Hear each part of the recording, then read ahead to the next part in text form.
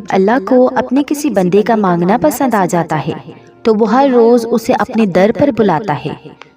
اس کا رونا سن کر بھی وہ مسکراتا ہے، کیونکہ وہ جانتا ہے کہ تم اس پر یقین رکھتے ہو، اس کی محبت پر بہت مان ہے تمہیں، اسی لیے تو اس کے حضور دامن پھیلا کر روتے ہو اور جانتے ہو تب اللہ تمہاری دعائیں سننے کے باوجود عطا کرنے میں دیری کیوں کرتا ہے، کیونکہ وہ چاہتا ہے کہ تمہیں کچھ دیر اور خود کو مناتا ہوا دیکھ سکے۔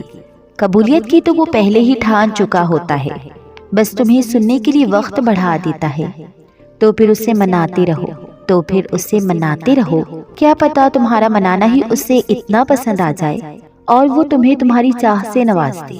تو اسی لیے اگر کوئی دعا تمہاری زبان پہ بار بار آ رہی ہے تو گھبرانا نہیں ہے، بس اتنا ذہن میں رکھنا ہے کہ اللہ تعالیٰ کو تمہارا مانگنا پسند آ گیا ہے، اسی لیے وہ تمہاری آواز بار بار سننا چاہتا ہے۔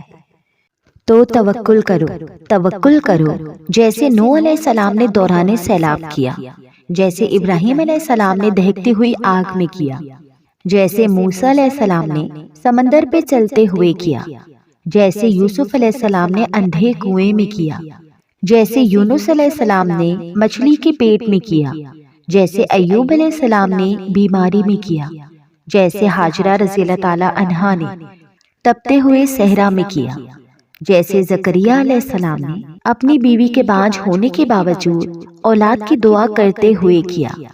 بس یقین رکھو، اندھا یقین، پھر دیکھو کیسے مقدر بدلتے ہیں، کیسے آزمائشوں کے پہاڑ ریزہ ریزہ ہوتے ہیں، کیسے معجزوں کے دروازے کھلتے ہیں۔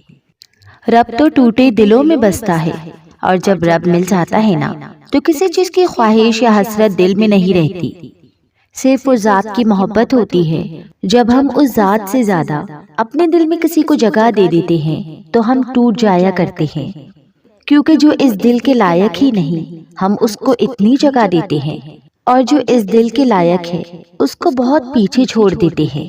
تو کیا رب کو برا نہیں لگتا کہ ہم نے اس کے بنائے ہوئے دل میں اسی کو ہی نہیں رکھا؟ ساری عاجزی محبتیں ایک طرف، وہ 70 ماؤں سے زیادہ سچی خلوص حقیقی محبت ایک طرف۔ سب بدل جائے گا، تمہارا وقت، تمہارا آنے والا کل، تمہارا گزرا ہوا کل۔ صبر، تم کیا چاہتے ہو؟ تم رات کو سو اور صبح اٹھو اور سب ٹھیک ہوا ہو۔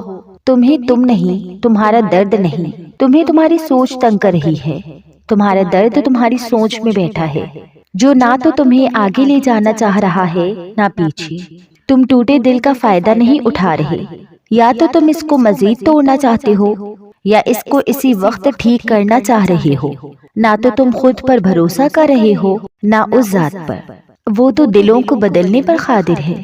کیا تمہیں تمہارا رب کافی نہیں ہے؟ تم ایک قدم اس کی جانب لو، وہ 10 قدم تمہیں اور دکھائے گا۔ بس یقین رکھو، جب اللہ آپ کا نصیب لکھتا ہے تو وہ اس نصیب میں یہ بھی لکھتا ہے کہ اس تقدیر کو میرے بندے کی دعاؤں کے سوا کوئی بھی نہیں بدل سکتا۔